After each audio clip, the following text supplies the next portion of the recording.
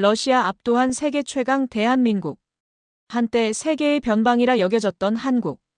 그 끝자락, 부산이 이제 온 세상의 중심이 되려 합니다. 상상해 보십시오.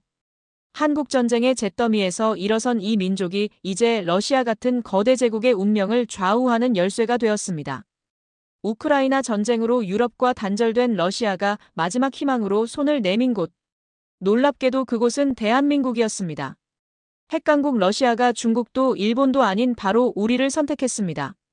30년간 불가능했던 남북러 프로젝트. 그 기적 같은 구상이 마침내 현실이 되려 합니다. 분단된 작은 반도 국가가 어떻게 세계 에너지 판도를 바꾸는 게임 체인저가 될 수 있었을까요? 이야기 시작하기 전에 좋아요와 구독 버튼 가볍게 한번 눌러주시면 저 감동 이야기 서은비에게 정말 따뜻한 격려가 됩니다. 저는 드미트리 알렉세예비치입니다. 러시아 국방전략연구소에서 25년간 유라시아 에너지 지정학을 연구해온 박사입니다. 중국과의 견제 구도, 에너지 수출 루트, 한반도 위기까지 수없이 다뤄왔습니다. 모스크바 국립국제관계대학을 졸업한 후 지금까지 러시아의 에너지 수출 전략과 대외 정책을 분석해온 실무형 전략가죠. 제가 이 일을 시작한 것은 2000년대 초반이었습니다. 당시 러시아는 막 소련 붕괴의 혼란에서 벗어나 새로운 국가 전략을 모색하고 있었어요. 에너지는 러시아의 생명줄이었고 저는 그 생명줄을 어떻게 세계로 뻗어나갈지 고민했습니다. 유럽은 우리의 주요 고객이었죠. 독일, 프랑스, 이탈리아로 이어지는 가스관 네트워크는 러시아 경제의 핵심이었습니다. 노르트스트림, 야말 유럽, 터키 스트림까지. 이 거대한 파이프라인들이 러시아와 유럽을 하나로 연결하고 있었어요. 아시아 시장도 중요했지만 우선순위에서는 밀려 있었습니다. 중국은 거대한 잠재력을 가진 시장이었지만 아직 협상하기 까다로운 상대였어요. 일본은 안정적인 고객이었지만 규모가 제한적이었죠. 그리고 한국이라는 나라가 있었습니다. 세계 30여 개국을 분석해왔지만 한반도는 제게 늘 위험 요소였습니다. 분단 국가라는 특수성 때문에 언제나 불안정한 변수로 여겨졌어요. 북한이라는 예측 불가능한 존재가 바로 위에 있었고 미군이 주둔하고 있었습니다. 한국은 그저 중간 정도의 구매국에 불과했어요. 일본이나 중국에 비해 영향력도 없고 변방의 소비국 정도로 여겼죠. 지정학적으로도 반도라는 특성상 대륙 연결의 종착지 정도로만 생각했습니다. 제가 작성하는 보고서에서 한국은 항상 뒷전이었어요. 주요 파트너 국가 목록에서도 한참 아래쪽에 위치했죠. 하지만 요즘 제 보고서에 한국이라는 이름이 계속 등장합니다. 처음엔 그저 변방의 소비국일 뿐이라 여겼던 나라인데 말이에요. 이 변화는 우크라이나 전쟁과 함께 시작됐습니다. 2022년 2월 러시아가 우크라이나를 침공한 이후 모든 것이 바뀌었어요. 서방의 제재가 쏟아졌고 유럽 시장이 하나둘 문을 닫기 시작했습니다. 노르트스트림 파이프라인이 폭파되는 충격적인 사건도 벌어졌죠. 20년간 공들여 쌓아온 유럽 에너지 네트워크가 하루아침에 무너졌습니다. 유럽과의 연결이 끊기고 중국의 그림자가 짙어지자 새로운 루트를 찾아야 했습니다. 그때 발견된 대안이 바로 한국이었어요. 처음엔 저 역시 반신반의했습니다. 과연 한국이 러시아와 본격적인 에너지 협력을 할 의지가 있을까요? 미국과의 동맹 관계를 생각하면 불가능해 보였어요. 하지만 자료를 조사하면서 놀라운 사실들을 발견했습니다. 한국은 이미 오래전부터 이 프로젝트를 준비하고 있었던 것입니다. 남북러 가스관 연결 사업이라는 이름으로 말이에요. 2008년부터 한국가스공사와 가스프롬 사이에 지속적인 협의가 있었다는 것을 알게 됐습니다. 평창 올림픽 당시 문재인 대통령이 푸틴 대통령과 만나 이 문제를 논의했다는 기록도 있었어요. 신북방 정책이라는 이름으로 한국이 얼마나 체계적으로 준비해왔는지 알게 됐습니다. 예전엔 눈길조차 주지 않던 그 이름이 이젠 제 보고서의 첫 페이지에 자리하고 있습니다. 매일 아침 출근해서 가장 먼저 확인하는 것이 한국 관련 정보가 됐어요. 한국의 에너지 정책, 대북 관계, 미국과의 협력 현황까지 모든 것을 파악해야 했습니다. 지금은 한국이 이 판을 완전히 뒤집을 대륙의 열쇠로 보입니다. 냉정하고 현실주의적인 저조차도 이제는 확신합니다. 한국은 단순한 소비국이 아니라 대륙과 바다를 잇는 전략 국가라는 것을 말이에요. 한국의 지정학적 위치가 얼마나 중요한지 새삼 깨달았습니다. 유라시아 대륙의 동쪽 끝에서 태평양으로 나가는 관문이었던 것이죠. 러시아 입장에서는 중국 한 곳에만 의존하지 않을 수 있는 소중한 대안이었습니다. 모스크바에서 수많은 회의를 거쳐가며 저는 점점 한국이라는 나라를 다르게 보기 시작했습니다. 동료들과 토론하면서도 한국의 가능성에 대해 자주 언급하게 됐어요. 처음엔 회의적이던 동료들도 점점 제 의견에 귀를 기울이기 시작했습니다. 외무부의 아나스타샤 벨리코바 차관보마는 여전히 회의적이었지만 말이에요. 제가 한국에 주목하게 된 결정적인 계기가 있었습니다. 2024년 가을 러시아 정부 내부 회의에서였어요. 에너지부 장관이 직접 질문했습니다. 유럽 시장을 잃은 상황에서 새로운 돌파구가 있느냐고 말이죠. 모든 참석자들이 중국 시장 확대를 이야기할 때 저는 다른 제안을 했습니다. 한국을 통한 새로운 루트 개척을 말이에요. 회의실이 순간 조용해졌습니다. 누군가는 한국은 미국의 동맹국이라며 불가능하다고 했어요. 또 다른 누군가는 북한이라는 변수 때문에 위험하다고 지적했습니다. 하지만 저는 확신했습니다. 한국이야말로 우리가 놓치고 있던 가장 중요한 퍼즐 조각이라는 것을 말이에요. 그날 밤 사무실에서 한국 관련 자료를 다시 정리하면서 깨달았습니다. 한국은 이미 우리가 생각하는 것보다 훨씬 앞서 나가고 있었어요. 에너지 안보 다변화 정책, 북방 경제 협력 구상, 유라시아 이니셔티브까지 모든 것이 하나의 그림으로 연결되고 있었습니다. 저는 그 순간 운명적인 확신을 느꼈어요. 한국과 러시아의 만남은 단순한 우연이 아니라 필연이라는 것을 말이죠.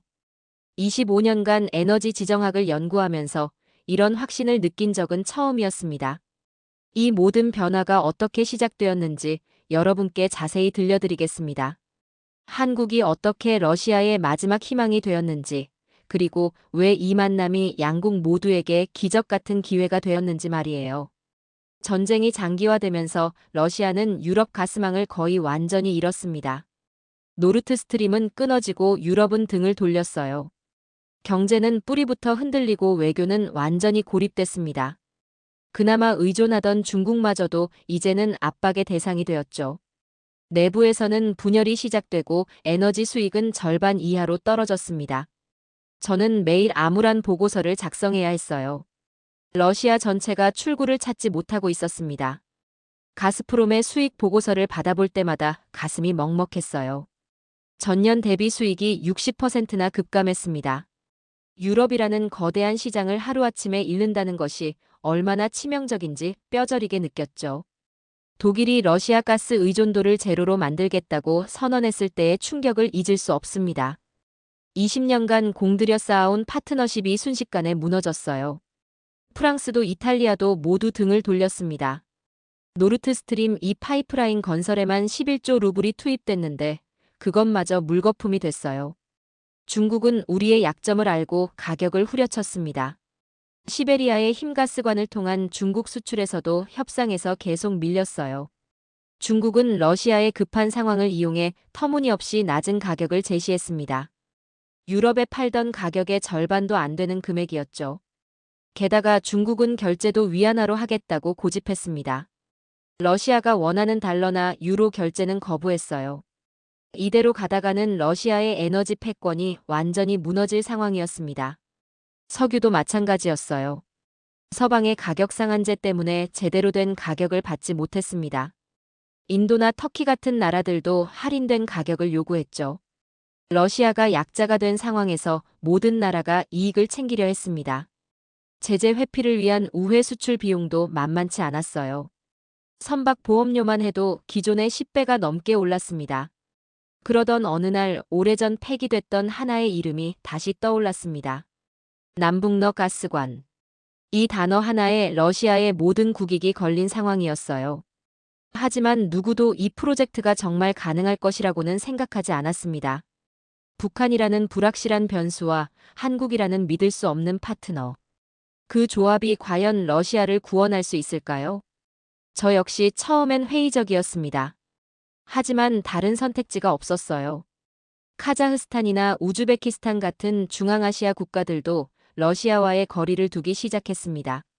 서방의 압박 때문에 공개적으로 러시아 편을 들기 어려워했죠.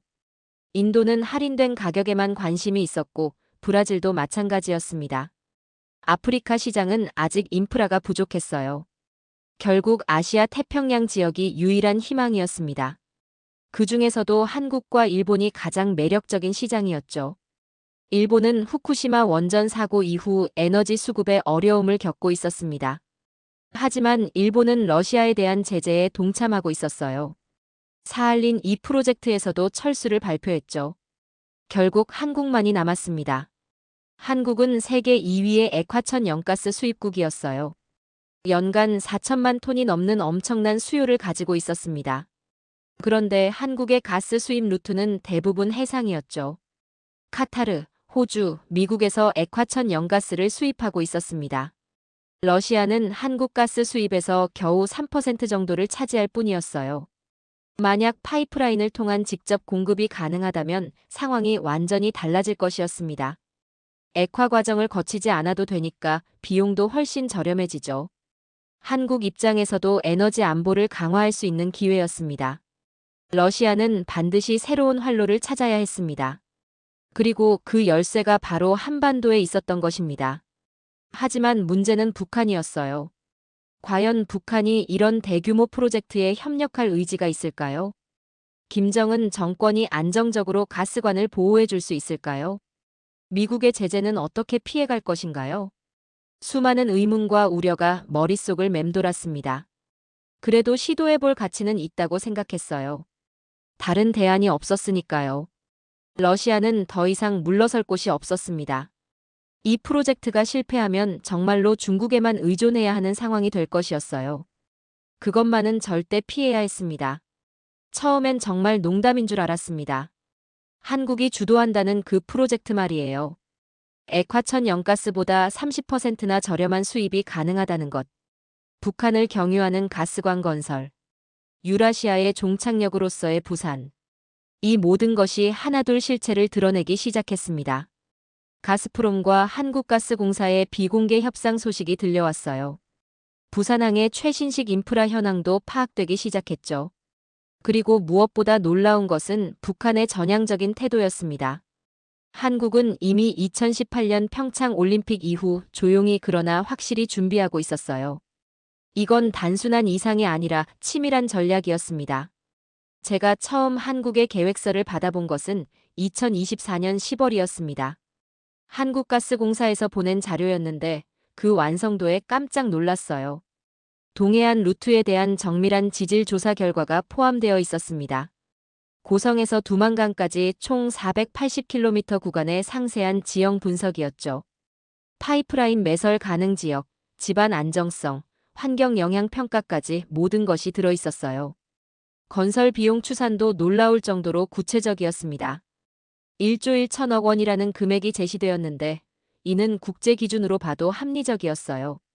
한국의 건설 기술력을 고려하면 충분히 달성 가능한 수준이었습니다. 더욱 놀라운 것은 3년 내 완공이 가능하다는 계획이었어요. 보통 이런 대규모 프로젝트는 5년에서 10년이 걸리는데 말이죠. 한국가스공사의 이재훈 실장과 첫 미팅을 가진 날을 잊을 수 없습니다. 그는 40대 후반의 냉철하고 조용한 스타일이었어요. 하지만 그가 내놓은 자료들은 저를 깜짝 놀라게 했습니다. 북한과의 예비 협상이 이미 상당한 진전을 보이고 있다는 것이었어요. 북한이 통과 수수료로 연간 3억 달러를 요구했고 한국 측은 이를 수용할 의사가 있다고 했습니다. 또한 북한 내 건설 구간에 북한 인력을 적극 활용하겠다는 제안도 있었어요. 이는 북한에게는 일자리 창출과 기술 이전의 기회가 되는 것이었습니다. 부산항 인프라의 확장 계획도 인상적이었어요. 부산 신항에 새로운 가스 터미널을 건설하여 연간 2천만 톤의 가스를 처리할 수 있다고 했습니다. 이는 기존 한국 전체 가스 수입량의 절반에 해당하는 규모였어요. 더욱 중요한 것은 이 터미널이 다른 아시아 국가들에게도 가스를 재수출할 수 있는 허브 역할을 할 수 있다는 점이었습니다. 일본, 대만, 필리핀 등으로의 재수출을 통해 한국이 동북아 가스 허브로 자리 잡을 수 있다는 것이었죠. 이재훈 실장은 저에게 말했습니다. 한국은 단순히 러시아 가스를 수입하는 것이 아니라 동북아 전체의 에너지 안보를 책임지겠다고요. 그 말을 들으면서 저는 한국의 비전이 얼마나 큰지 깨달았습니다. 기술적 검토 결과도 매우 긍정적이었어요. 한국의 가스 파이프라인 기술은 세계 최고 수준이었습니다. 특히 해저 구간 시공 기술은 노르웨이나 네덜란드에 버금가는 수준이었어요. 한국이 건설한 서해 가스전 파이프라인의 품질은 유럽 기준으로도 최상급이었습니다. 북한도 예상보다 훨씬 협조적이었어요. 김정은 위원장이 직접 이 프로젝트에 관심을 보이고 있다는 소식도 들렸습니다. 북한 입장에서는 연간 3억 달러의 통과료 수입이 엄청난 도움이 될 것이었어요. 현재 북한의 연간 수출 규모가 30억 달러 정도인데 가스관 하나로 그의 10%를 벌어들일 수 있는 것이었습니다. 또한 건설 과정에서 북한 노동자들이 참여하게 되면 기술 이전과 일자리 창출 효과도 기대할 수 있었죠. 북한이 요구한 조건도 합리적이었어요. 가스관 보안을 위한 전담 부대 설치, 정기적인 안전 점검, 환경 보호 조치 등이었습니다. 이는 모두 정상적인 인프라 운영에 필요한 조건들이었어요. 저는 그 순간 처음으로 이 프로젝트가 정말 현실이 될 수 있다고 믿었습니다. 그리고 그 믿음은 곧 확신으로 바뀌었어요. 한국의 준비 상태를 보면서 이들이 얼마나 진지하게 이 일에 접근하고 있는지 알 수 있었습니다. 이는 단순한 에너지 수입 다변화를 넘어서는 거대한 전략이었어요. 한국이 동북아의 에너지 허브로 도약하려는 야심찬 계획이었습니다. 그리고 러시아에게는 유럽을 대체할 새로운 시장을 제공하는 것이었죠. 저는 그날 이후 완전히 다른 관점으로 이 프로젝트를 바라보게 됐습니다. 이것은 불가능한 꿈이 아니라 반드시 실현해야 할 현실이었어요. 한국이 보여준 전문성과 진정성이 저를 완전히 설득시켰습니다. 이제 남은 것은 러시아 내부의 설득 작업이었어요. 하지만 그것이 가장 어려운 일이 될 줄은 몰랐습니다. 물론 반발은 거셌습니다. 러시아 군부에서는 북한 통과의 위험성을 강력히 지적했어요. 외무부의 아나스타샤 벨리코바 차관보는 한국과의 협력에 강한 의구심을 드러냈습니다. 그녀는 중국의 우호적인 입장을 유지하며 저와는 정반대 의견을 고수했죠. 미국도 러시아 가스 수입 반대를 공개적으로 시사했습니다.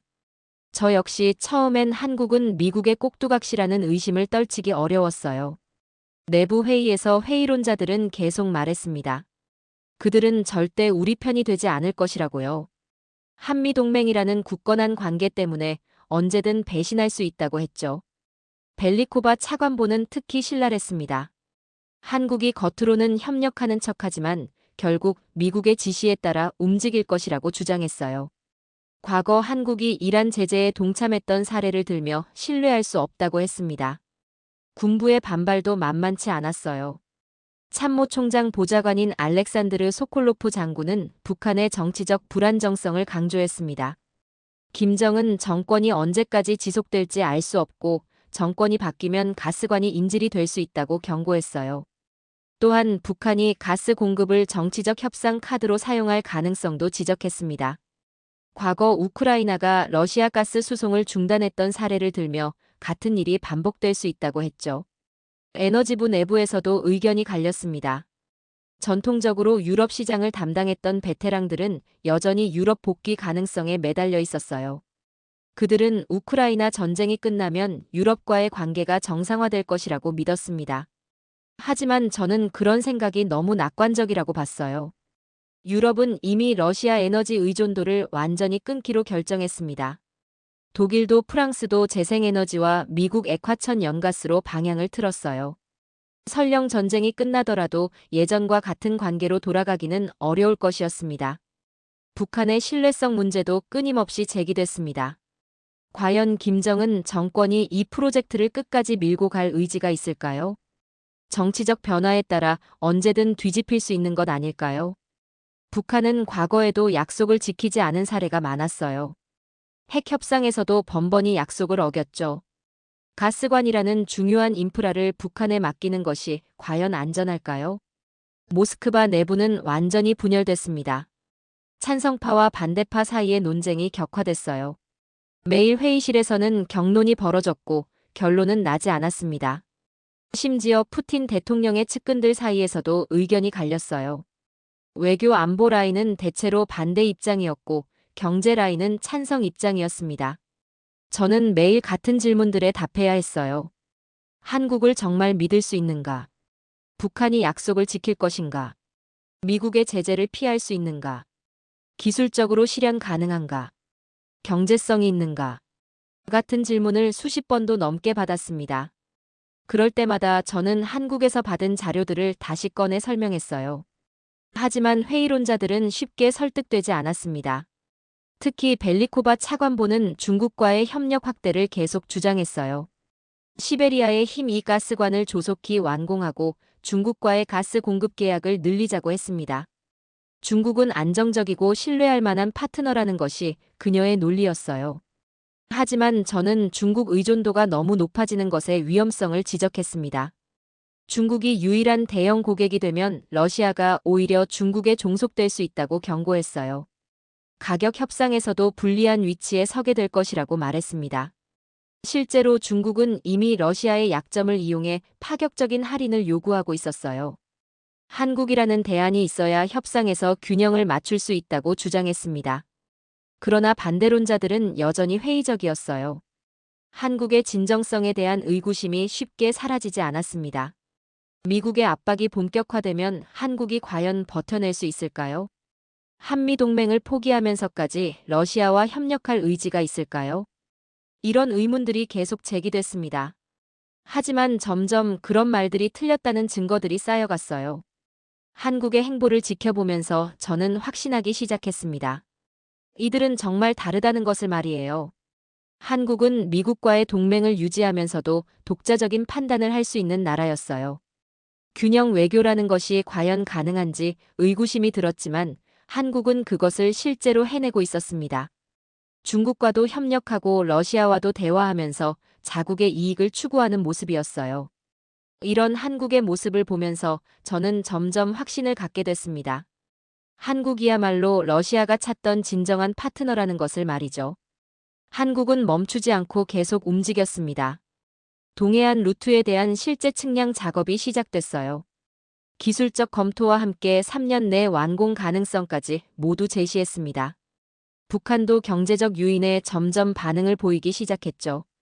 실무팀의 실사 보고서는 러시아 본부를 놀라게 했습니다. 저는 직접 부산항을 방문할 기회가 있었어요. 2024년 11월 한국가스공사의 초청으로 일주일간 한국을 방문했습니다. 그곳에서 본 액화천 영가스 관리 기술은 정말 놀라웠습니다. 부산 신항의 가스터미널은 세계 최고 수준이었어요. 연간 처리 용량이 1,000만 톤에 달하는 거대한 시설이었습니다. 자동화 시스템의 정밀도는 러시아의 가스 시설보다도 앞서 있었어요. 특히 안전관리 시스템이 인상적이었습니다. 3중 안전장치와 실시간 모니터링 시스템으로 완벽하게 관리되고 있었어요. 지진이나 태풍 같은 자연재해에 대비한 시설도 완벽했습니다. 한국이 얼마나 체계적으로 에너지 인프라를 관리하고 있는지 실감할 수 있었어요. 부산대학교 에너지공학과 최경철 교수와의 만남도 인상 깊었습니다. 그는 저에게 한국의 기술력과 실질적 역량을 각인시켜 주었어요. 부산은 준비돼 있다는 그의 말이 아직도 생생합니다. 교수님은 한국의 파이프라인 건설 기술에 대해 자세히 설명해 주었어요. 한국이 보유한 해저 파이프라인 시공 기술은 세계 3위 수준이라고 했습니다. 실제로 서해 가스전과 동해 가스전을 연결하는 해저 파이프라인을 성공적으로 건설한 경험이 있었어요.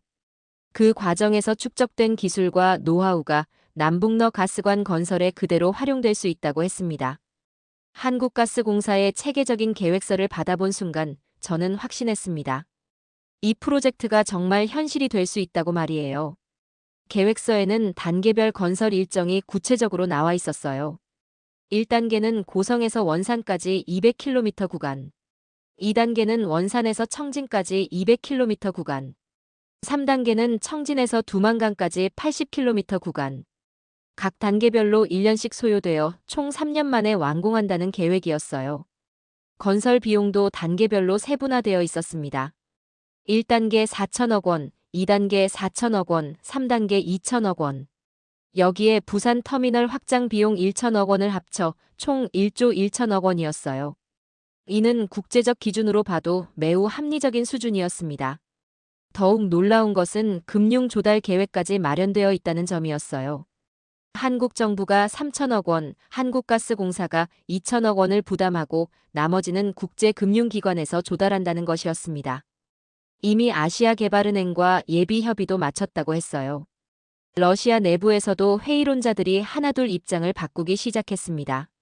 한국의 성실함과 전문성이 점점 인정받기 시작한 거죠. 특히 가스프롬의 기술진들이 한국을 방문한 후 완전히 마음을 바꿨어요. 그들은 한국의 기술 수준이 예상보다 훨씬 높다고 보고했습니다. 한국가스공사와의 기술 협의에서도 매우 전문적이고 실무적인 접근을 보였다고 했어요. 무엇보다 놀라운 것은 한국의 외교적 균형 감각이었습니다. 미국과의 동맹을 유지하면서도 러시아와의 협력을 추진하는 그 절묘함. 한국 정부는 이 프로젝트를 민간 차원의 상업적 협력으로 포장했어요. 정치적 색깔을 최대한 배제하고 순수하게 경제적 이익에 초점을 맞춘 것이었습니다. 이런 접근 방식은 미국의 우려를 상당 부분 완화시켰어요. 한국은 또한 이 프로젝트가 동북아 평화에 기여할 수 있다는 점을 강조했습니다. 남북한과 러시아가 경제적 이익을 공유하게 되면 한반도 긴장 완화에도 도움이 된다는 논리였어요. 이는 미국도 반대하기 어려운 명분이었습니다. 북한의 변화도 놀라웠어요. 김정은 위원장이 직접 이 프로젝트에 관심을 표명했다는 소식이 들려왔습니다. 북한은 가스관 건설에 필요한 노동력과 자재를 적극 지원하겠다고 약속했어요. 또한 가스관 보안을 위한 특별 경비대를 편성하겠다고도 했습니다. 이는 북한이 이 프로젝트를 매우 중요하게 생각하고 있다는 증거였어요. 연간 3억 달러의 통과료 수입은 북한 경제에 엄청난 도움이 될 것이었습니다.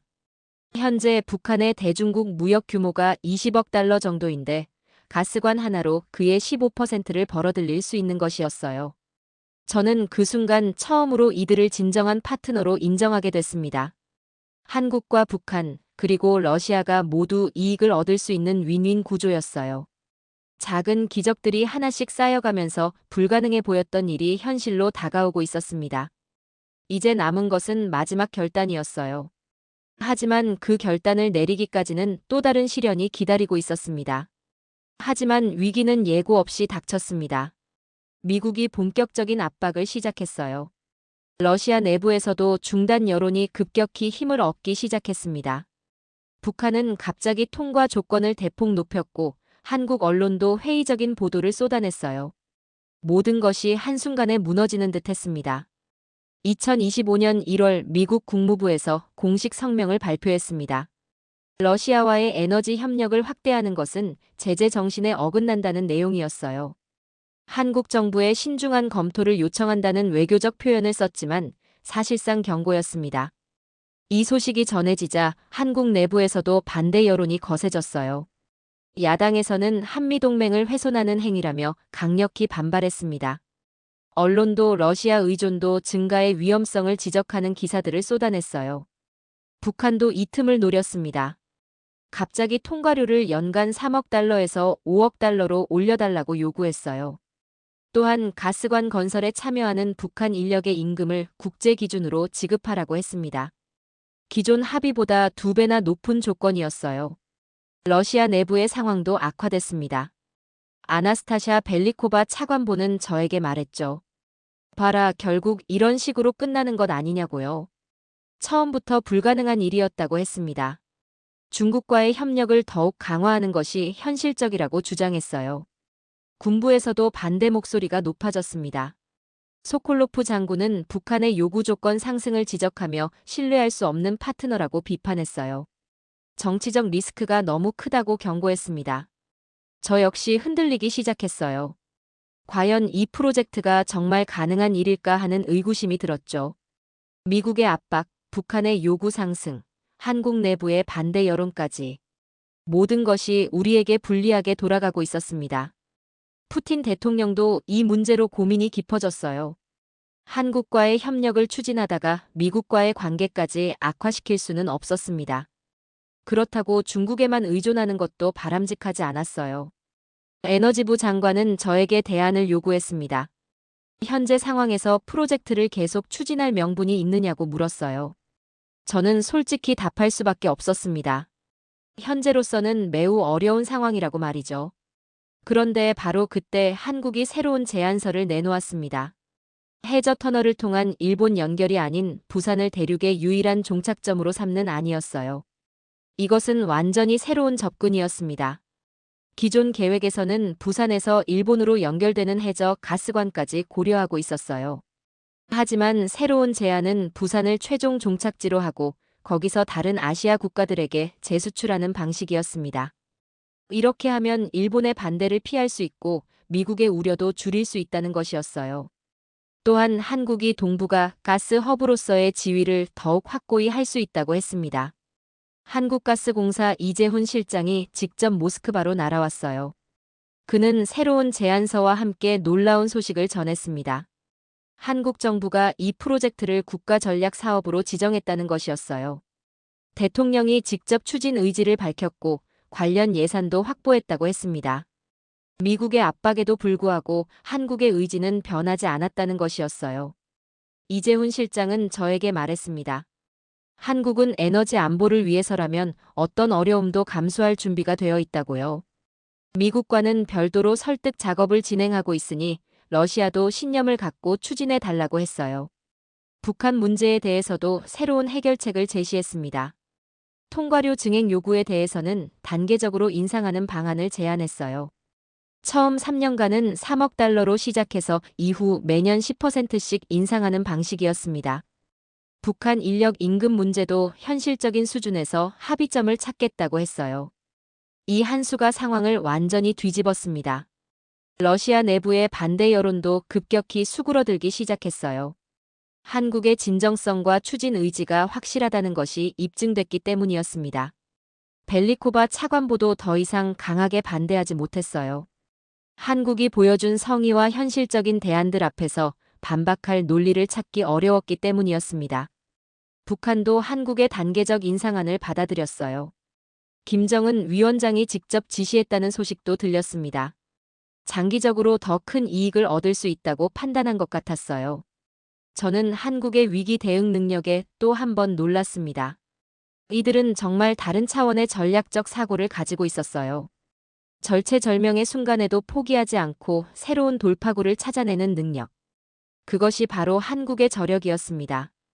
2025년 3월 러시아는 마침내 사업 승인 결정을 내렸습니다. 이유는 단순했습니다.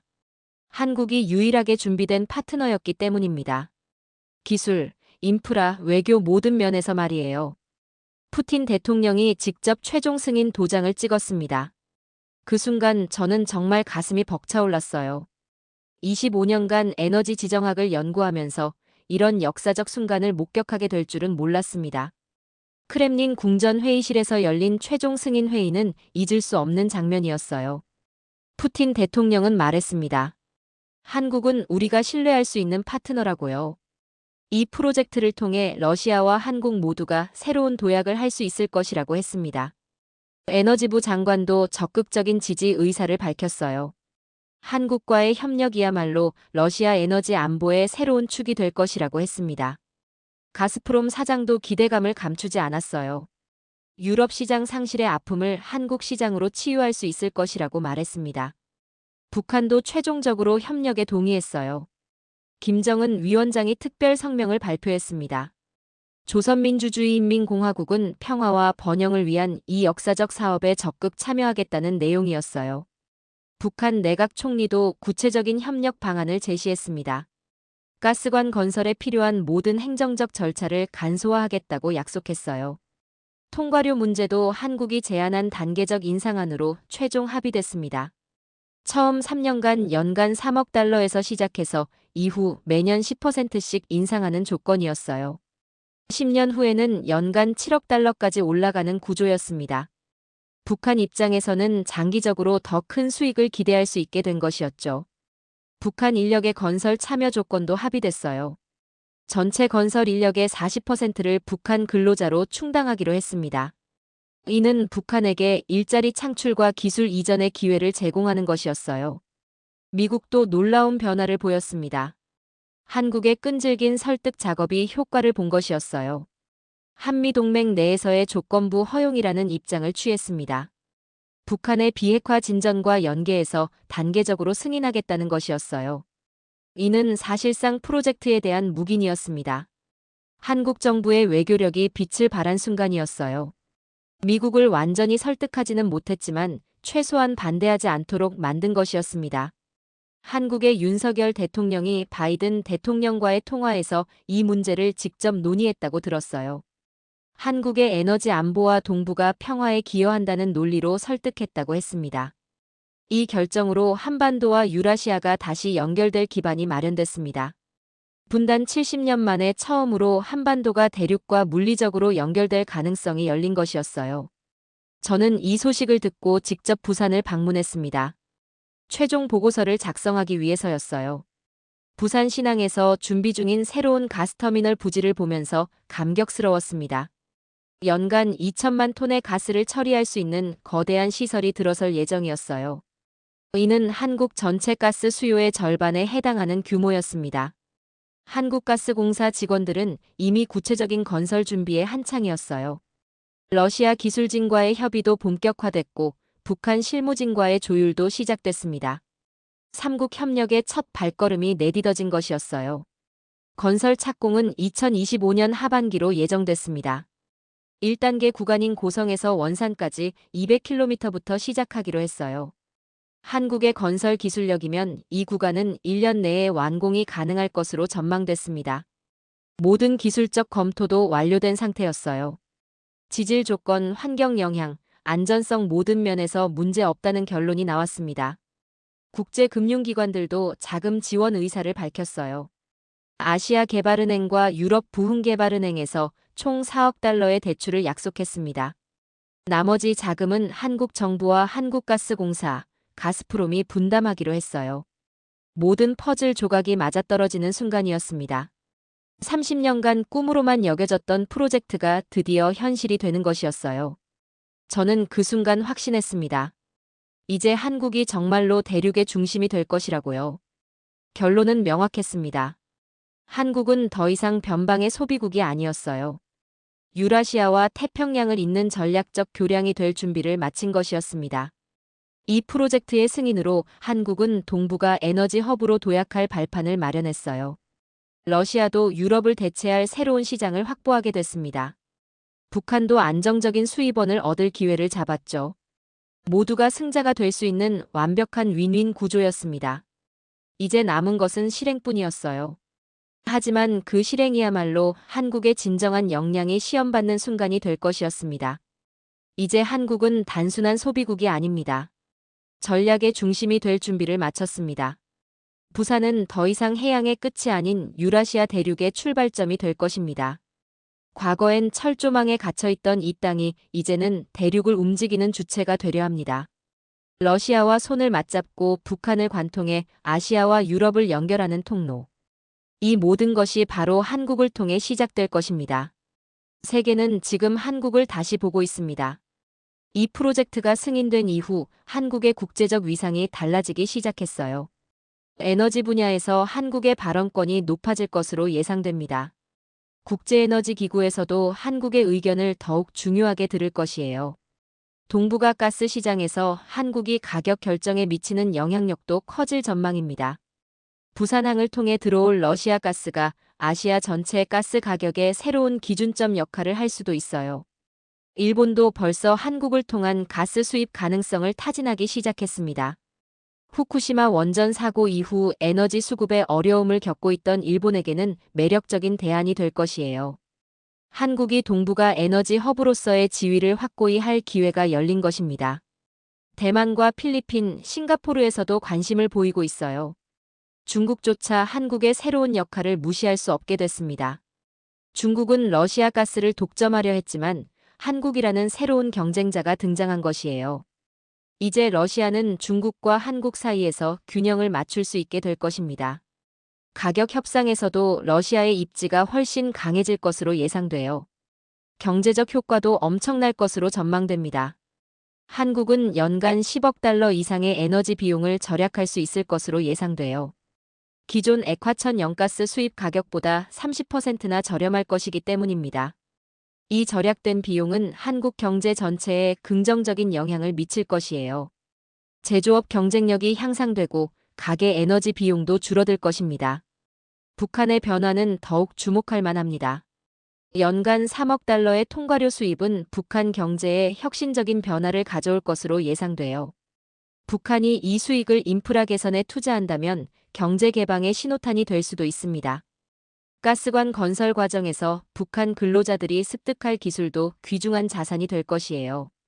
이들은 이후 북한 내 다른 인프라 건설 사업에 투입될 수 있을 것입니다. 북한의 건설 기술 수준이 전반적으로 향상되는 효과가 기대됩니다. 더 중요한 것은 북한이 국제사회와 협력하는 경험을 쌓게 된다는 점이에요. 한국과 러시아 기술자들과 함께 일하면서 북한 인력들의 국제적 감각도 늘 것입니다. 이는 북한의 점진적인 개방에 긍정적인 영향을 미칠 수 있어요. 러시아에게도 이 프로젝트는 새로운 전환점이 될 것입니다.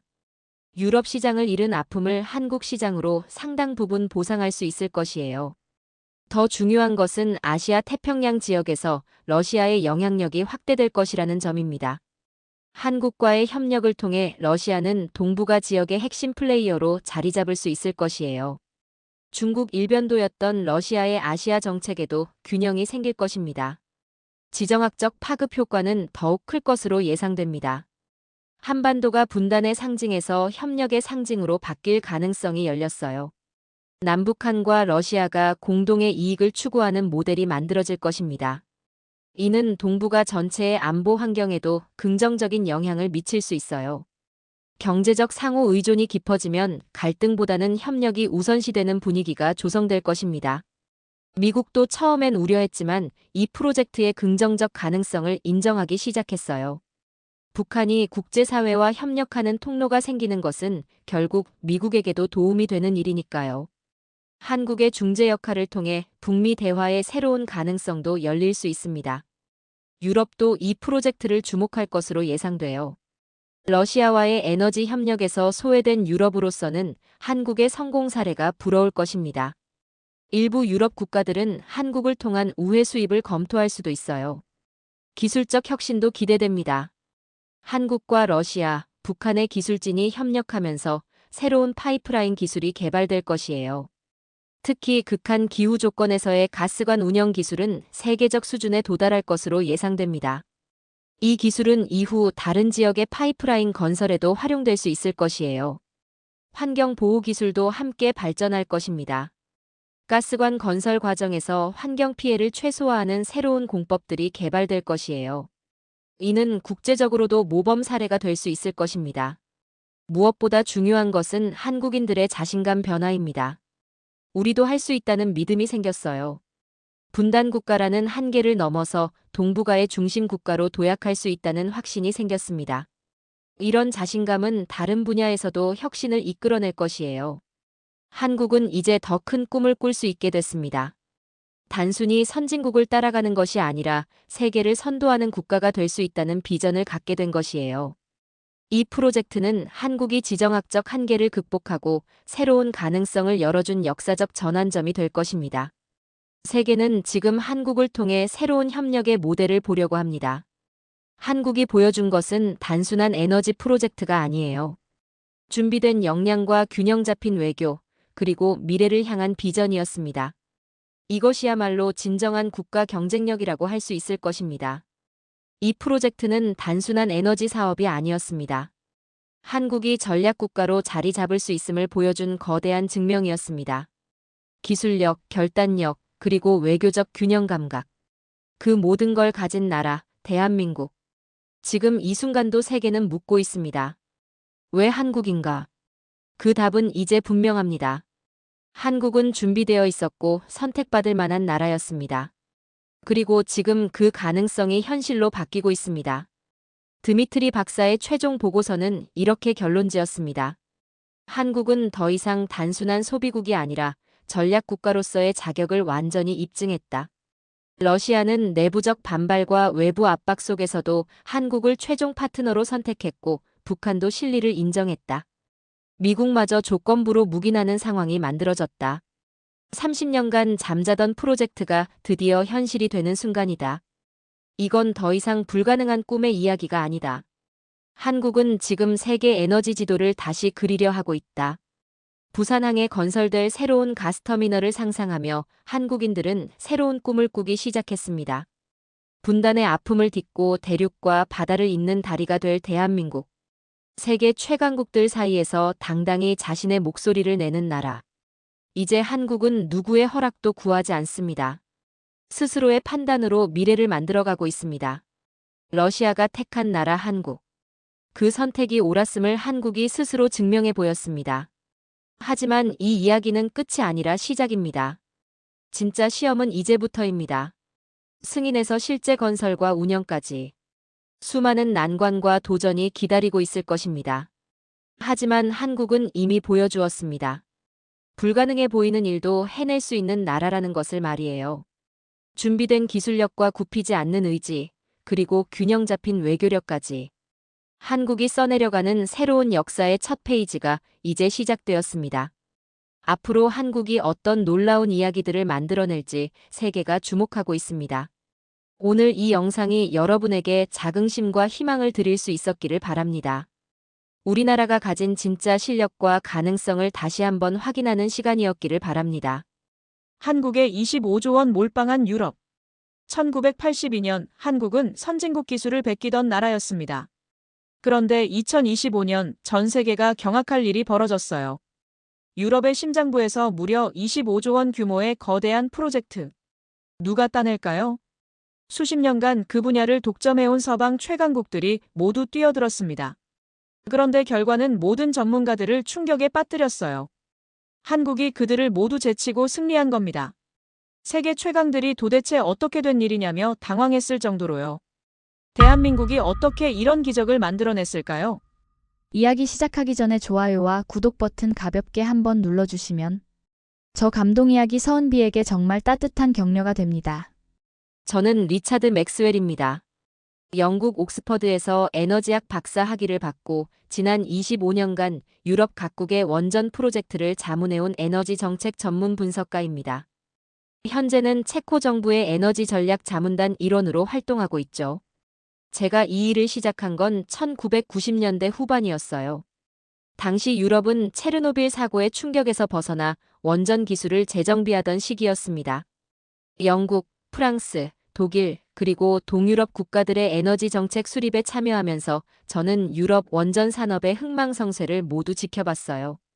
특히 프랑스는 제가 가장 존경하던 원전 강국이었습니다. 전체 전력의 70%를 원전으로 공급하는 세계 유일의 나라였거든요. EDF의 기술력과 운영 노하우는 정말 세계 최고 수준이라고 생각했어요. 그런데 이번 체코 두코반이 원전 프로젝트에 참여하면서 처음으로 한국의 APR천을 접하게 됐습니다. 솔직히 처음엔 반신반의했습니다. 한국 기술이 과연 프랑스 EDF나 미국 웨스팅하우스 같은 전통 강국들을 이길 수 있을까 하는 의문이 컸죠. 제가 알고 있던 한국은 자동차나 조선, 반도체 분야의 강국이었어요. 하지만 원전은 완전히 다른 차원의 기술입니다. 수십 년간 축적된 설계 경험과 운영 노하우가 필요한 분야거든요. 과연 한국이 그런 깊이 있는 기술력을 갖추고 있을까 의심스러웠습니다. 유럽에서 원전이라고 하면 프랑스가 절대 강자였습니다. 독일도 과거에는 원전 기술이 뛰어났고 미국의 웨스팅하우스도 만만치 않은 경쟁자였거든요. 그런데 갑자기 나타난 한국이라는 변수. KHMP라는 회사 이름도 처음 들어봤습니다. 하지만 자료를 검토하면서 제 생각이 점점 흔들리기 시작했습니다. 한국이 들고 온 APR천 원자로는 생각보다 체계적이고 완성도가 높았어요. 특히 16년 전 아랍에미리트 바라카 원전에서 성공적으로 완공한 실적이 인상적이었습니다. 바라카 원전은 4기 모두 예정된 일정과 예산 내에서 완공됐다고 하더군요. 이건 정말 놀라운 일이었어요. 최근 서방 원전 프로젝트들이 모두 일정 지연과 예산 초과에 시달리고 있는 상황에서 말입니다. 더욱 놀라운 건 한국 원전의 역사였어요. 자료를 보니 한국은 1970년대부터 원전을 도입하기 시작했더군요. 처음에는 미국 웨스팅하우스 기술을 들여왔고 그 다음에는 프랑스 기술, 캐나다 기술까지 다양하게 경험했다고 했어요. 그런데 놀라운 건 한국이 이런 다양한 기술을 단순히 도입만 한 게 아니라는 점이었습니다. 각국의 장점들을 모두 흡수해서 자체적으로 한국형 원전을 개발했다는 거예요. APR-1000이 바로 그 결과물이었습니다. 그때까지만 해도 저는 한국을 신흥공업국 정도로 생각하고 있었습니다. 자동차나 반도체는 잘 만들지만 원전 같은 최첨단 기술은 아직 유럽이나 미국보다 한 수 아래일 거라고 막연히 생각했죠. 그런데 자료를 보니 완전히 다른 이야기였습니다. 한국은 단순히 기술만 파는 게 아니었어요. 팀코리아라는 민관 합동기술연합체를 구성해서 설계부터 건설, 연료 공급, 시운전까지 원스톱 서비스를 제공한다는 것이었습니다. 한전기술이 설계를 담당하고 두산에너빌리티가 주기기와 시공을, 대우건설이 시공을, 한전연료가 핵연료를, 한전 KPS가 시운전과 정비를 맡는 완벽한 분업 시스템이었죠. 이런 체계적인 접근 방식은 다른 경쟁사들에서는 보기 어려운 것이었습니다.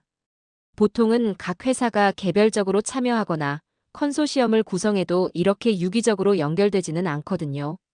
하지만 한국은 마치 하나의 국가가 움직이는 것 같은 느낌이었습니다. 현장 설명회에서 만난 한수원 김영준 단장의 모습도 인상적이었어요. 30년 경력의 원전 전문가답게 어떤 기술적 질문에도 막힘없이 답변했고 유창한 영어로 복잡한 기술 사항들을 명확하게 설명해 주더군요. 특히 유럽의 까다로운 안전 기준도 충분히 숙지하고 있다는 점이 놀라웠습니다. 김 단장이 말하더군요. 저희는 유럽 원전 기준을 단순히 충족하는 게 아니라 그보다 더 높은 수준을 목표로 합니다. 한국에서 운영 중인 원전들의 안전 기록을 보시면 확신을 가지실 거예요. 실제로 한국 원전의 운영 실적은 정말 인상적이었어요. 가동률이 90%가 넘고 중대 사고는 한 번도 발생한 적이 없다고 하더군요. 이런 안전 기록은 세계 어느 나라와 비교해도 뒤떨어지지 않는 수준이었습니다. 그때부터 제 마음속에 기대가 생기기 시작했습니다. 혹시 이번엔 정말 다를까? 한국이라는 새로운 파트너가 체코의 에너지 문제를 해결해 줄 수 있을까? 하지만 여전히 확신은 서지 않았습니다. 결국 실제로 해봐야 알 수 있는 일이니까요. 체코의 에너지 상황은 정말 절망적이었습니다. 저는 이 문제를 수년간 지켜봐왔지만 해가 갈수록 더욱 심각해지고 있었어요. 현재 운영 중인 두코바니 원전 4기와 테멜린 원전 2기로는 국가 전체 전력 수요를 감당하기에 역부족이었습니다. 특히 기존 두코바니 원전 4기는 1980년대에 건설된 구형 원자로였어요. 각각 510메가와트 용량에 불과했고 이미 설계 수명을 거의 다해가고 있었습니다. 안전성 문제도 계속 제기되고 있었죠. 소비에트 시절에 건설된 구형 설계라 현대적 안전 기준에 맞지 않는 부분들이 많았어요. 더 큰 문제는 러시아 에너지 의존도였습니다. 체코는 천연가스의 70% 이상을 러시아에서 수입하고 있었어요. 우크라이나 전쟁이 터지면서 이 의존도가 얼마나 위험한지 뼈저리게 느끼게 됐습니다. 겨울철 난방용 가스 공급이 중단될 수도 있다는 우려가 현실이 되고 있었거든요. 제가 참석한 정부 회의에서는 연일 긴급 상황이 논의됐어요. 에너지부 장관이 말하더군요. 이번 겨울을 넘기는 것도 쉽지 않을 것 같습니다. 러시아가 언제 가스 공급을 중단할지 모르는 상황에서 우리는 대비책을 마련해야 합니다. 하지만 대비책이라는 게 그리 간단하지 않았어요. 재생에너지로의 전환도 쉽지 않았습니다. 체코는 내륙 국가라 풍력 발전 조건이 좋지 않았어요. 산악 지형이 많아 대형 풍력 단지를 건설할 적당한 부지도 부족했습니다. 태양광 발전도 마찬가지였어요. 체코의 겨울철 일조량은 독일이나 네덜란드보다도 적었습니다. 게다가 겨울철의 전력 수요가 가장 높은데 정작 태양광 발전량은 최저 수준이었죠. 이런 계절적 불일치 문제는 해결하기 어려운 구조적 한계였어요.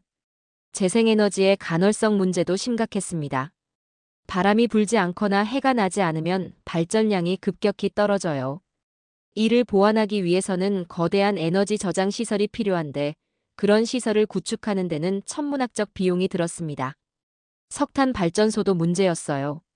유럽연합의 탄소 중립 정책에 따라 석탄 발전소는 단계적으로 폐쇄해야 했습니다. 하지만 대체 전력원이 마땅치 않은 상황에서 석탄 발전소를 없애면 전력 부족 사태가 벌어질 게 뻔했어요. 이런 절망적인 상황에서 체코 국민들의 불안감은 날로 커져갔습니다. 전기요금은 계속 오르는데 공급 안정성은 갈수록 떨어지고 있었거든요. 겨울철이면 정전에 대한 우려로 시민들이 비상용 난방기구를 사재기하는 일까지 벌어졌어요. 산업계의 상황은 더욱 심각했습니다. 체코는 자동차 산업이 발달한 나라인데 전력 공급 불안으로 생산 차질을 빚는 공장들이 늘어났어요. 독일이나 폴란드로 공장을 이전하는 기업들도 생겨나기 시작했습니다. 안드레이 호바크 에너지부 실무관과 나눈 대화가 아직도 생생해요. 리차드, 정말 막막합니다. 어디서부터 손을 대야 할지 모르겠어요. 프랑스는 너무 비싸고 느리고 미국은 믿을 수 없고 그렇다고 다른 대안이 있는 것도 아니고요. 실제로 기존 원전 강국들의 최근 프로젝트 실적은 참담했어요. 프랑스 EDF의 핀란드 올킬루오토 3호기는 당초 30억 유로 예산이 90억 유로로 3배나 늘어났어요. 완공도 예정보다 10년이나 늦어졌고요. 영국 힌클리 포인트시 프로젝트도 비슷한 문제를 겪고 있었습니다. 당초 200억 파운드로 계획됐던 공사비가 이미 300억 파운드를 넘어섰어요. 완공 시기도 계속 미뤄지고 있었죠. 미국 웨스팅하우스는 어떨까요? 이 회사는 이미 파산 보호 신청을 한 바 있어서 재정 안정성에 심각한 의문이 있었어요. 조지아주 보글 원전 프로젝트에서도 공사비가 당초 예산의 2배로 늘어났고 일정도 몇 년씩 지연됐습니다. 러시아 원전은 정치적으로 아예 불가능했어요. 우크라이나 전쟁 이후 러시아와의 모든 에너지 협력이 중단된 상황이었거든요. 중국 원전은 기술 수준이나 안전성 면에서 서방 기준에 맞지 않았고요. 이런 막막한 상황에서 체코 정부는 깊은 고민에 빠져 있었습니다. 이대로는 안 된다는 절박함은 있었지만 마땅한 해결책이 보이지 않았어요. 국민들의 불만은 커져가고 산업계의 우려도 높아지고 정치적 압박도 거세졌습니다. 언론에서도 연일 에너지 위기를 다뤘어요. 체코의 에너지 독립은 가능한가? 러시아 의존에서 벗어날 길은? 원전 없는 미래는 있는가? 이런 제목의 기사들이 쏟아져 나왔습니다. 정치권에서도 의견이 분분했어요. 야당에서는 정부의 에너지 정책을 강하게 비판했고 여당 내에서도 원전 확대에 대한 이견이 있었어요. 환경단체들은 재생에너지 확대를 주장했지만 현실적인 대안을 제시하지는 못했습니다. 바로 그때 한국이라는 새로운 옵션이 등장한 거예요. 처음에는 아무도 주목하지 않았습니다. 하지만 점점 더 많은 사람들이 한국에 관심을 갖기 시작했어요. 혹시 이것이 체코가 찾던 해답일까요? 그때 나타난 것이 바로 한국이었습니다. 처음 들어보는 회사, KHNP. 하지만 그들이 들고 온 APR1000 자료는 차원이 달랐어요. 16년 전 아랍에미리트 바라카에서도 성공적으로 완공했다는 이력, 체계적인 프로젝트 관리 시스템, 그리고 팀코리아라는 민관 기술 연합까지. 한국 측에서 체코에 온 것은 2024년 여름이었어요. 처음에는 정식 입찰 참가 의사를 표명하는 정도였는데 점점 구체적인 제안을 들고 나오더군요. 제가 참석한 첫 번째 설명회에서 받은 인상은 정말 충격적이었습니다. 한수원 측에서 온 김영준 단장의 프레젠테이션이 시작됐어요. 안녕하세요. 저는 한국수력원자력 해외사업본부의 김영준입니다. 오늘 여러분께 한국형 원전 APR1000을 소개해드리겠습니다. 그의 유창한 영어부터가 놀라웠어요. 일반적으로 아시아계 기업 대표들은 통역사를 대동하는 경우가 많거든요. 하지만 김 단장은 복잡한 기술 용어까지 막힘없이 설명했습니다. APR1000은 1400메가와트급 가압 경수로입니다. 후쿠시마 사고 이후 강화된 모든 안전 기준을 만족할 뿐만 아니라 그보다 더 높은 수준의 안전성을 구현했습니다. 특히 항공기 충돌이나 극한 자연재해에도 견딜 수 있도록 설계됐죠. 기술적 설명도 인상적이었지만 더 놀라운 건 프로젝트 관리 철학이었어요. 저희는 단순히 원자로만 파는 게 아닙니다. 설계부터 건설, 연료 공급, 시운전, 그리고 운영 기간 중 정비까지 모든 것을 책임집니다. 이것이 바로 팀 코리아의 힘입니다. 팀 코리아라는 개념 자체가 신선했어요. 한전기술, 두산에너빌리티, 대우건설, 한전연료, 한전 KPS까지 각 분야 최고의 전문 기업들이 하나의 팀으로 움직인다는 것이었거든요. 이것은 단순한 컨소시엄이 아닙니다. 김 단장이 강조했어요. 우리는 수십 년간 함께 일해온 파트너들입니다. 한국 내에서 이미 검증된 협력 시스템을 그대로 체코에 가져오는 것이죠. 실제 사례를 들어주는 부분에서 정말 놀랐어요. 바라카 원전 4기는 모두 계획된 일정보다 앞서 완공됐습니다. 예산도 당초 계획 범위 내에서 마무리됐고요. 현재 모든 호기가 안정적으로 운영되고 있습니다. 이는 최근 서방 원전 프로젝트들과 완전히 대조적인 결과였어요. 핀란드, 영국, 미국에서 벌어지고 있는 일정 지연과 예산 초과 사태와는 정반대였거든요. 체코 측 참석자들도 점점 진지해지는 분위기였어요. 안드레이 호바크 실무관이 질문했습니다. 바라카 프로젝트의 성공 요인이 무엇이라고 생각하십니까? 김 단장의 답변이 인상적이었어요. 한국의 빨리빨리 문화가 오히려 도움이 됐습니다. 서두르되 안전은 절대 타협하지 않는다는 원칙이죠. 그리고 현장 중심의 의사결정 시스템입니다. 무슨 말씀인지 좀 더 구체적으로 설명해 주시겠어요? 서방 기업들은 의사결정에 너무 많은 시간을 소요합니다. 위원회를 만들고 보고서를 작성하고 다시 검토하고. 하지만 한국은 현장에서 바로바로 결정하고 실행합니다. 물론 안전과 품질에 관련된 사안은 절대 성급하게 처리하지 않지만요. 이 말을 듣고 있던 체코 기술진들이 고개를 끄덕이더군요.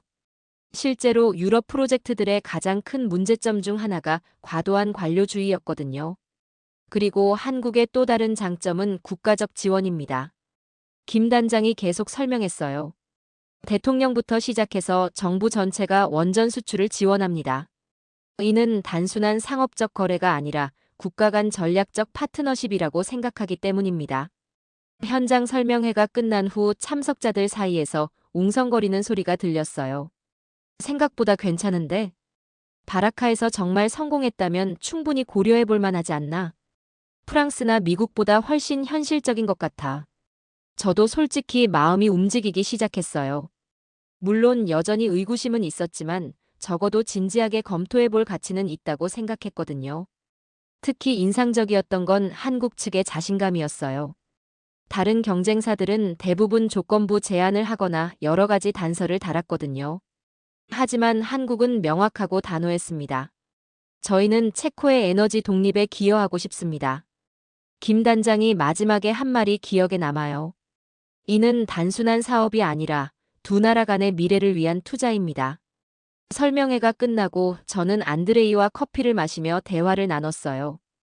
어떻게 생각해, 리차드? 솔직히 기대 이상이었어. 하지만 아직 확신하기는 이르지 않을까? 안드레이도 비슷한 생각이었어요. 맞아, 하지만 적어도 희망은 보이는 것 같아. 프랑스나 미국보다는 훨씬 현실적이고 구체적이었어. 그때부터 체코 정부 내에서 한국에 대한 관심이 높아지기 시작했어요. 더 자세한 기술 검토가 시작됐고 바라카 원전 현지 실사도 계획됐습니다. 혹시 한국이 체코가 찾던 해답일까요? 기대와 불안이 교차하는 시점이었어요. 하지만 프랑스 EDF는 가만히 있지 않았습니다. 한국이 주목받기 시작하자 즉각적으로 반격에 나섰어요. 장 마르셀 EDF 유럽 본사 입찰 전략 책임자가 체코에 날아와 긴급 설명회를 열었습니다. 체코 정부 여러분, 신중하게 생각하시기 바랍니다. 마르셀의 첫 마디부터 도전적이었어요. 원전은 50년, 60년을 운영하는 장기 프로젝트입니다. 과연 경험이 부족한 신흥국 기술을 믿을 수 있겠습니까? 그의 프레젠테이션은 한국을 겨냥한 공격으로 가득했어요. 한국은 유럽에서 원전을 건설해 본 경험이 전무합니다. 유럽의 복잡한 인허가 시스템을 이해할까요? 까다로운 환경 규제를 제대로 준수할 수 있을까요? 더 나아가 기술적 우월성을 강조했습니다. EPR 원자로는 3세대 플러스 기술입니다. 세계 최고 수준의 안전성과 효율성을 자랑하죠. 프랑스는 60년 이상의 원전 운영 경험을 가지고 있습니다. 하지만 가장 강력한 공격은 따로 있었어요. 여러분, 값싼 게 비지떡이라는 말을 아시나요? 한국의 제안이 저렴해 보일 수 있지만 숨겨진 비용이 얼마나 클지 아무도 모릅니다.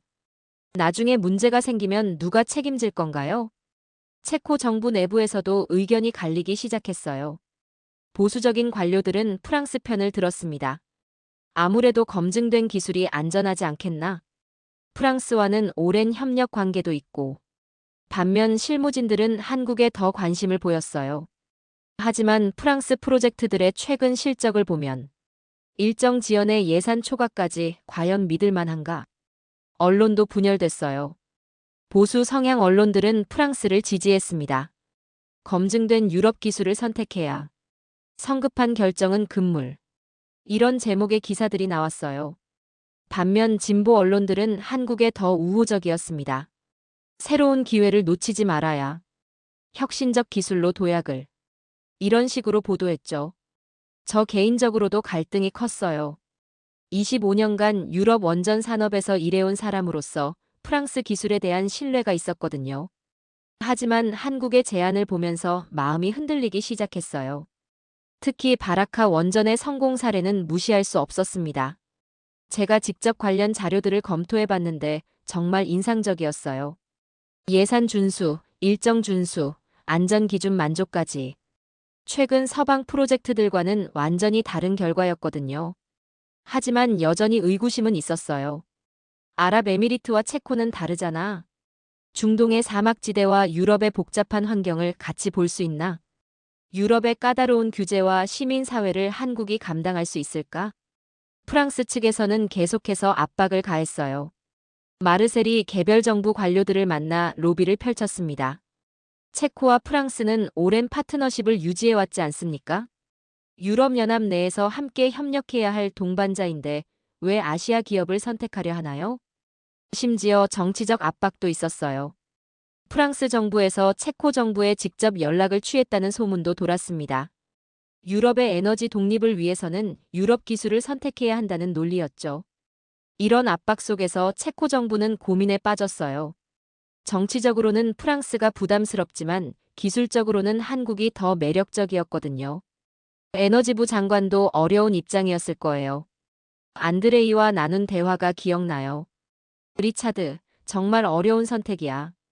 프랑스를 선택하면 정치적으로는 안전하지만 프로젝트 성공을 보장할 수 없어.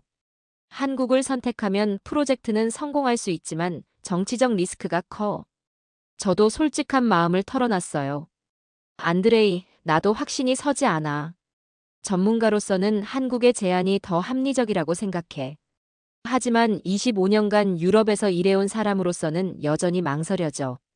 그런 와중에 미국 웨스팅하우스도 끼어들었어요. 우리도 경쟁에서 배제되면 안 되지 않겠나? 하지만 웨스팅하우스는 이미 파산 보호 신청 이력 때문에 신뢰도가 낮았어요. 시민사회의 반응도 복잡했습니다. 환경단체들은 원전 자체를 반대했어요. 원전이 아닌 재생에너지로 가야 한다. 하지만 현실적으로 재생에너지만으로는 체코의 전력 수요를 감당할 수 없었거든요. 반면 산업계는 빠른 결정을 촉구했습니다. 언제까지 이렇게 고민만 할 거냐? 전력 공급 불안정으로 우리 기업들이 얼마나 고생하는지 아냐? 빨리 결정해서 안정적인 전력 공급을 확보해달라. 여론조사 결과도 엇갈렸어요. 나이 많은 층은 프랑스를 선호했고 젊은 층은 한국에 더 호의적이었습니다. 검증된 기술을 써야지. 새로운 기회를 잡아야지.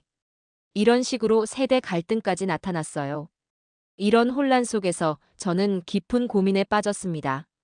과연 어느 쪽이 체코에게 더 나은 선택일까? 전문가로서의 객관적 판단과 개인적 편견 사이에서 갈등했어요. 하지만 결정의 시간은 점점 다가오고 있었습니다. 하지만 현장은 달랐습니다. 한국 측에서는 말이 아닌 행동으로 보여주기 시작했어요. 계약도 체결되지 않은 상황에서 한수원은 체코에 현지 사무소를 설치했습니다. 그것도 두코바니 원전 부지 근처에 말이에요. 김영준 단장이 직접 체코에 상주하면서 프로젝트를 진두지휘했어요. 저희는 말로만 하는 게 아닙니다. 직접 와서 준비부터 시작하겠습니다. 이런 적극적인 자세가 체코 측에게는 신선한 충격이었어요. 보통 계약 전에는 최소한의 인력만 파견하거든요. 하지만 한국은 마치 이미 계약이 확정된 것처럼 본격적인 준비에 들어갔습니다.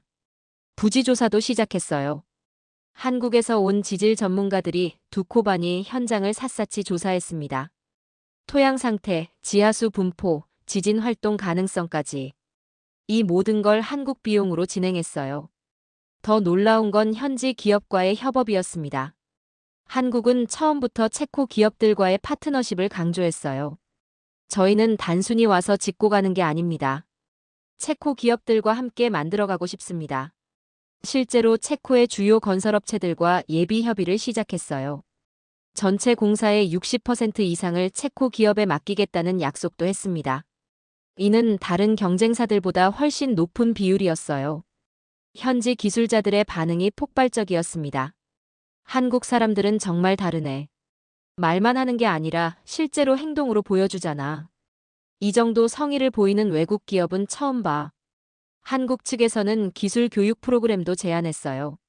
체코 기술자들을 한국으로 초청해서 APR1000 기술을 직접 배울 수 있게 해주겠다는 것이었습니다. 이것도 한국 비용으로 말이에요. 우리는 기술 이전을 통해 체코가 자립할 수 있기를 바랍니다. 김 단장의 말이 인상적이었어요. 단순히 원전만 지어주는 게 아니라 체코 자체의 원전 기술 역량을 키워드리고 싶습니다. 이런 접근 방식은 완전히 새로운 것이었어요. 보통 기술 선진국들은 기술을 보호하려 하거든요. 하지만 한국은 오히려 적극적으로 공유하려 했습니다. 문서와 시스템도 인상적이었어요.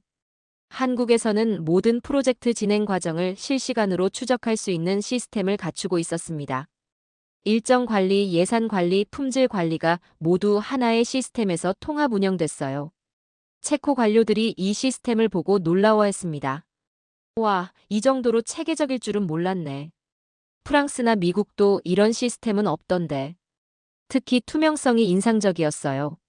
모든 진행 상황이 실시간으로 공개되고 문제가 생기면 즉시 보고되는 시스템이었습니다. 숨기거나 은폐할 게 없다는 자신감의 표현이었죠. 현장 방문 때마다 한국 기술진들의 전문성에 감탄했어요. 질문을 던지면 바로바로 정확한 답변이 나왔습니다. 이 부분은 바라카에서도 경험해본 사안입니다. 저희는 이미 해결책을 알고 있어요. 안전관리 시스템도 철저했어요. 한국에서는 작은 사고라도 발생하면 즉시 전체 작업을 중단하고 원인을 파악했습니다. 안전은 절대 타협할 수 없는 영역입니다. 이것이 한국의 일관된 원칙이었어요. 현지 언론들도 한국의 이런 모습에 주목하기 시작했어요. 한국 기업의 성의에 감동. 말이 아닌 행동으로 보여주는 한국. 이런 제목의 기사들이 나오기 시작했습니다. 체코 시민들의 인식도 변화하기 시작했어요. 처음에는 한국이 뭘 할 수 있겠어? 라는 시각이 많았는데 점점 한국 정말 대단한 애로 바뀌어 갔습니다. 안드레이와의 대화에서도 이런 변화를 느낄 수 있었어요. 리차드, 한국을 보니까 확신이 생겨. 이 사람들은 정말 진심이야. 프랑스는 말만 많고 실천은 부족한데 한국은 정반대네. 저도 솔직히 마음이 움직이고 있었어요. 25년간 다양한 프로젝트를 봐왔지만 한국처럼 성의 있게 접근하는 경우는 드물었거든요. 계약도 안 된 상황에서 이 정도 투자를 한다는 건 정말 대단한 일이었어요. 특히 인상적이었던 건 한국의 장기적 관점이었습니다. 저희는 이번 프로젝트로 끝낼 생각이 없습니다. 체코와 50년, 100년을 함께 갈 파트너가 되고 싶어요. 이런 진정성이 체코 사람들에게 전해졌어요. 한국은 한 회사가 아니라 하나의 나라가 움직이는 느낌. 이라는 평가가 현지 기술자들 사이에 퍼졌습니다.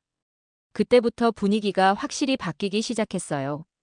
처음에 의구심이 점점 기대감으로 변해갔습니다. 한국이라면 정말 해낼 수 있을 것 같아. 이런 신뢰가 기적처럼 자라나고 있었어요.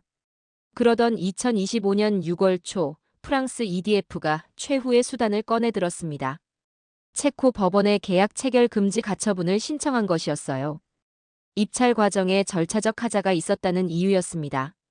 이 소식을 들었을 때 저는 모든 것이 끝났다고 생각했어요.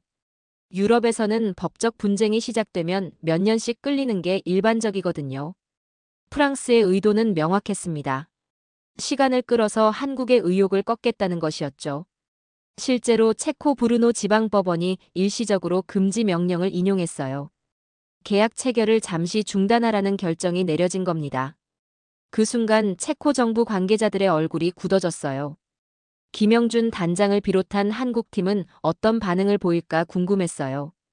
보통 이런 상황에서는 철수를 고려하거나 최소한 인력을 줄이는 게 일반적이거든요. 하지만 한국의 반응은 완전히 예상 밖이었습니다. 저희는 계속하겠습니다. 김 단장의 말이 단호했어요. 법원 결정을 존중하지만 준비는 멈추지 않겠습니다. 언제든 계약이 가능하도록 모든 준비를 완료해 두겠습니다. 정말 놀라운 결정이었어요. 법적 불확실성이 큰 상황에서 계속 투자를 한다는 것은 엄청난 리스크였거든요. 하지만 한국은 흔들리지 않았습니다. 오히려 준비 작업을 더욱 가속화했어요. 현지 사무소 인력을 늘리고 부지 조사를 더욱 정밀하게 진행했습니다. 체코 기업들과의 협력 논의도 계속 이어갔어요. 우리는 체코를 믿습니다. 김 단장이 현지 언론과의 인터뷰에서 한 말이었어요. 일시적인 법적 절차가 우리의 의지를 꺾을 수는 없습니다. 이런 한국의 자세가 체코 사람들에게 깊은 감동을 줬어요. 한국은 정말 다르다. 이 정도 확신과 의지를 가진 파트너는 처음 봐. 현지 반응이 뜨거웠습니다. 반면 프랑스 EDF는 승리를 확신하는 분위기였어요. 장 마르셀이 언론에 나와서 말했습니다. 이제 정상적인 절차로 돌아갈 것입니다. 처음부터 프랑스가 가장 적합한 파트너였어요. 하지만 상황은 예상과 달리 흘러갔어요. 체코 내에서 한국을 지지하는 목소리가 더욱 커지기 시작했습니다. 법정 다툼으로 프로젝트를 지연시키는 게 맞나? 한국의 성의를 이렇게 무시해도 되나? 특히 현지 기업들의 반발이 컸어요. 한국과 함께 일할 기회를 기대하고 있던 체코 기업들이 실망을 표했습니다. 우리는 한국과 파트너십을 원한다. 법적 분쟁으로 이런 기회를 놓치면 안 된다. 시민사회의 반응도 흥미로웠어요. 처음에는 법원 결정을 당연하게 받아들이는 분위기였는데 점점 한국에 동정적으로 변해갔습니다. 한국이 이 정도로 성의를 보이는데 프랑스의 방해 공작 아닌가? 언론도 분위기가 바뀌었어요.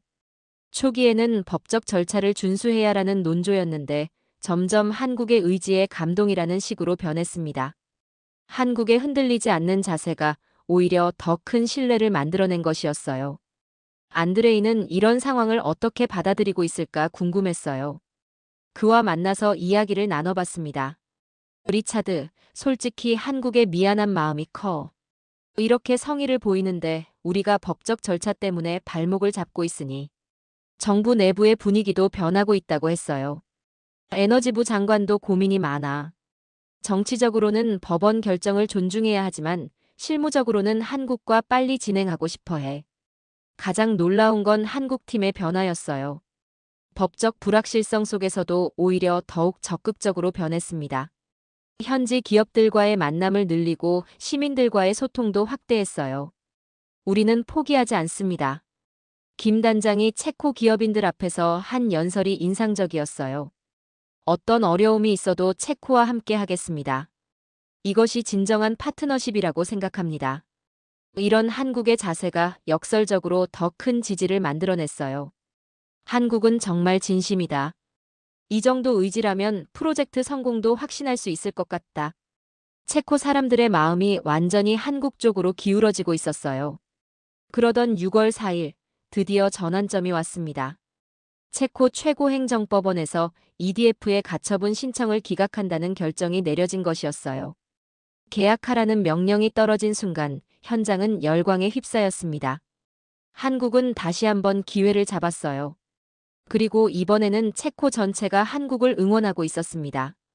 2025년 6월 4일 오후 마침내 그 순간이 왔습니다.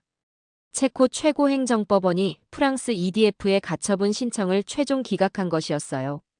한국과의 계약 체결을 진행하라는 명령이 떨어진 순간 저는 역사의 현장에 서 있음을 느꼈습니다. 법원 결정이 발표되자마자 한수원과 이디유2 양측이 즉시 움직였어요. 이미 모든 준비가 완료된 상태였기 때문에 계약 체결은 순식간에 이루어졌습니다. 김영준 단장이 당당하게 계약서에 서명하는 모습을 직접 봤어요. 드디어 해냈습니다. 김 단장의 얼굴에 환한 미소가 번졌어요. 체코와 한국의 새로운 역사가 시작됩니다. 계약 규모는 무려 4,070억 체코 코루나, 하나로 약 25조 원이었습니다. 체코 역사상 최대 규모의 에너지 인프라 사업이자 유럽에서 체결된 가장 큰 원전 계약이었어요. 단순한 상업적 계약을 넘어선 역사적 사건이었습니다. 한국이 공급할 APR-1000 두 기는 각각 1000메가와트 용량으로 체코 전체 전력 공급에 획기적 변화를 가져올 예정이었어요. 기존 두 코반이 원전 4기보다 2배나 큰 용량이었거든요. 이로써 체코는 에너지 자립의 꿈에 한 걸음 더 다가서게 됐습니다. 계약 체결 현장의 분위기는 정말 감동적이었어요. 체코 정부 관계자들의 안도감과 기쁨이 역력했습니다. 드디어 우리도 미래를 확신할 수 있게 됐다. 에너지부 장관의 말에서 깊은 감정이 느껴졌어요. 한국팀의 감격도 대단했습니다. 수개월간의 치열한 경쟁과 법적 분쟁을 거쳐 마침내 승리를 거둔 것이었거든요. 우리가 해냈다는 자부심과 이제 시작이라는 각오가 동시에 보였어요. 가장 인상적이었던 건 프랑스 EDF 측의 반응이었습니다. 장 마르셀의 시무룩한 표정과 대조적으로 한국팀은 당당하고 자신감에 넘쳤어요. 이는 단순한 경쟁 승리를 넘어선 패러다임 전환의 상징이었습니다. 계약 내용도 놀라웠어요. 한국은 단순히 원전 건설만 하는 게 아니라 완전한 기술 이전까지 약속했습니다. 체코 기술자들을 한국으로 초청해 교육시키고 현지 기업들과의 협력 비율도 60% 이상으로 보장했어요. 우리는 체코가 자립할 수 있도록 돕겠습니다. 김 단장의 이 말이 진정성 있게 들렸어요. 다른 경쟁사들이 기술 보호에 급급했던 것과는 완전히 다른 접근이었습니다.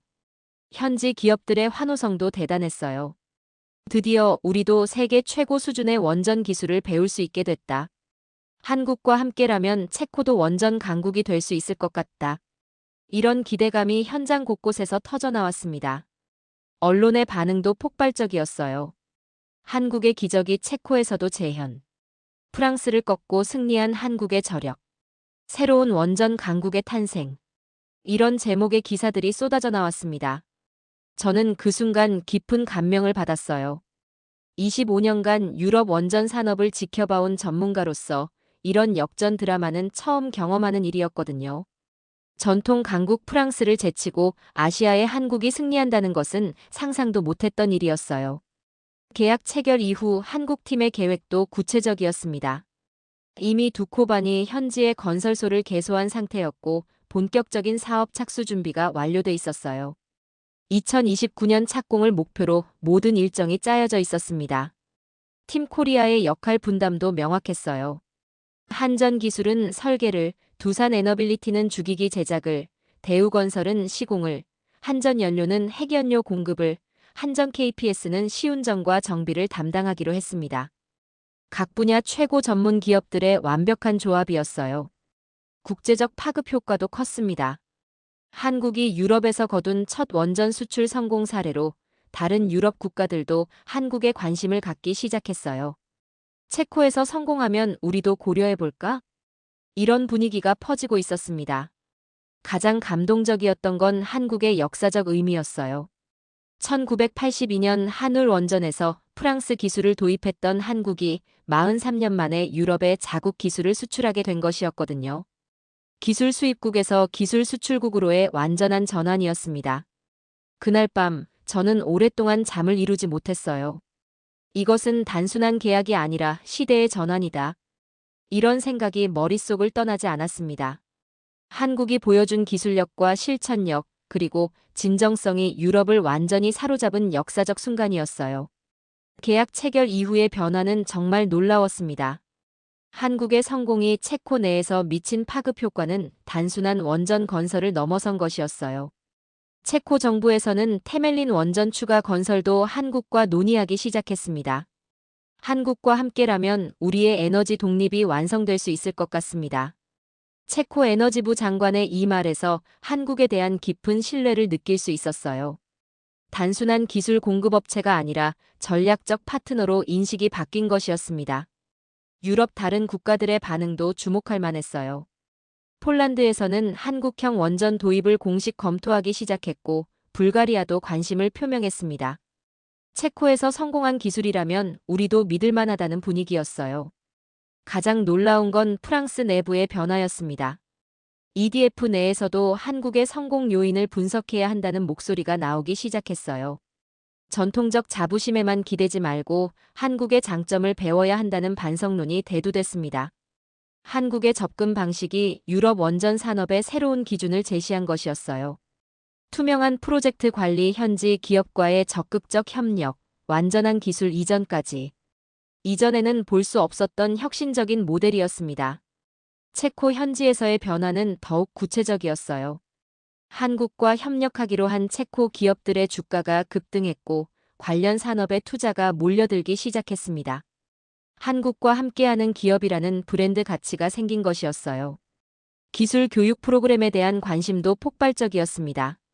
한국으로 파견될 체코 기술자 선발에 수백 명이 몰렸어요. 한국 기술을 배우고 싶다는 열망이 체코 전역에 퍼졌습니다. 언론의 보도 방향도 완전히 바뀌었어요. 처음에는 한국이 과연 가능할까였다면, 이제는 한국에게서 무엇을 배울 것인가로 변했습니다. 한국의 빨리빨리 문화 현장 중심 의사결정, 완벽주의까지 모든 것이 연구 대상이 됐어요. 저 개인적으로도 큰 변화가 있었습니다. 25년간 유럽 중심적 사고를 가지고 있던 제가 완전히 다른 관점을 갖게 된 것이었어요. 기술 선진국의 정의 자체가 바뀌었다고 생각했습니다. 한국의 성공은 단순한 기술력만의 결과가 아니었어요. 국가적 의지, 체계적 준비, 현지와의 진정한 파트너십까지 모든 것이 조화롭게 결합된 종합적 성과였습니다. 특히 인상적이었던 건 한국의 장기적 비전이었어요. 체코와 50년, 100년을 함께 가겠다는 약속이 립서비스가 아니라 진심이었다는 게 계속 확인됐거든요. 이런 진정성이 체코 사람들의 마음을 완전히 사로잡았습니다.